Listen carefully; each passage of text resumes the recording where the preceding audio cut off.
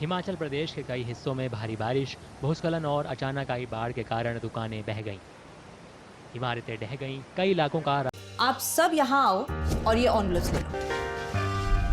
हम अपनी जिंदगी में अच्छा बुरा सब जानते हैं, लेकिन फिर भी कुछ बातें इग्नोर कर देते हैं, जान के अनजान बन जाती हैं। तो मैंने सोचा जाते जाते याद दिला जाओ, ताकि पूरी जिंदगी इग्नोर नहीं, याद रखोगे मुझे भी और इन बातों को भी। यदि आप इन कारणों में से किसी के भी संपर्क में आए हैं तो नजदीकी सरकारी अस्पताल में HIV की जांच गुप्त और मुफ्त कर। हिमाचल प्रदेश राज्य एड्स नियंत्रण समिति द्वारा जनहित में जारी। राजमार्गों से संपर्क टूट गया और रिहायशी इलाके जलमग्न हो गए। मनाली और कुल्लू के बीच डोहलू नाला स्थित टोल प्लाजा से होकर बहने वाली ब्यास नदी ने चंडीगढ़ और मनाली को जोड़ने वाले राष्ट्रीय राजमार्ग के बड़े हिस्से को नुकसान पहुंचाया है। लारगी बांध से 20,000 क्यूसेक पानी छोड़े जाने के बाद ब्यास नदी का जलस्तर बढ़ गया, जिससे सड़कें बह गई और रास्ते बंद हो गए। इससे कई पर्यटक फंस गए।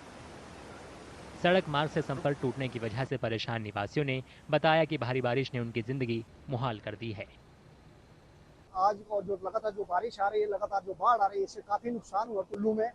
और खास करके जो अपर वैली में जो जितनी भी बारिश पड़ रही है, पीछे जितनी जहाँ पर भी हाइट में ज्यादा बारिश पड़ रही है और जहाँ बादल जो क्लाउड ब्रस्ट हो रहे हैं, उससे ज्यादा नुकसान हो रहा है और लोगों के बहुत से मकान जो हैं वो इसमें चले गए हैं।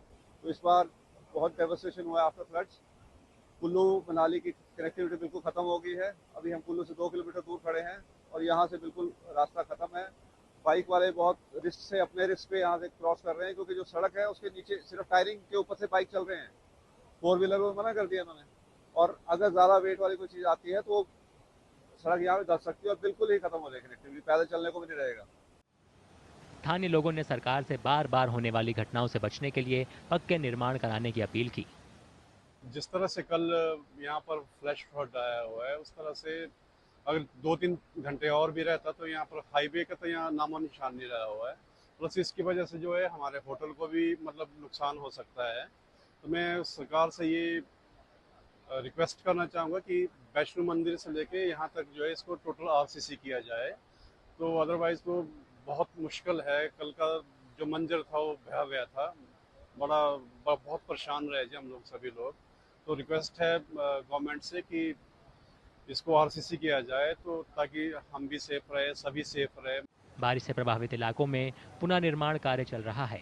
अधिकारी नुकसान का आकलन कर रहे हैं और निवासियों और यात्रियों की सुरक्षा सुनिश्चित करने के लिए उपाय कर रहे हैं।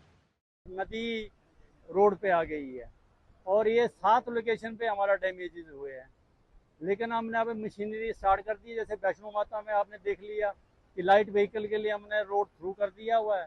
इसके बाद थोड़ी देर में हम इसको हैवी व्हीकल के लिए कर देंगे। तो हम ट्राई करेंगे कि राइट बैंक को हर पॉइंट पे मशीनरी लगा के जल्दी से जल्दी खोलने की कोशिश करेंगे।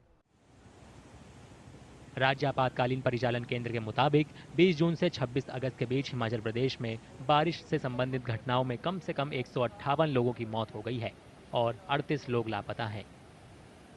इस साल राज्य में अब तक 90 बार अचानक आई बाढ़, 42 बार बादल फटने और 84 बड़े भूस्खलन हुए हैं, जिससे 2,454 करोड़ रुपए से ज्यादा का नुकसान हुआ है।